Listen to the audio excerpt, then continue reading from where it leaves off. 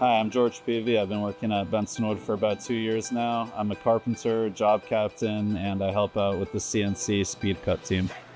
I decided to work at Bensonwood because I was in a graduate program for sustainable building at UMass Amherst, and I'm really interested in green building, and Bensonwood seemed like the perfect place where I could get real-world, hands-on experience while still working for a company that's at the forefront of sustainable construction.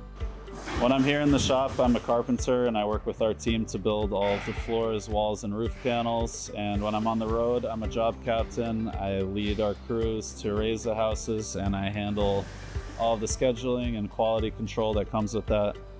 I really like working at Bensonwood. We have a great company culture and community here. The work that we do is really interesting and significant to the sustainable construction industry as a whole. And there's no better feeling than seeing all your hard work pay off when you turn around at the end of a job and get to see the house that you built with all of your friends.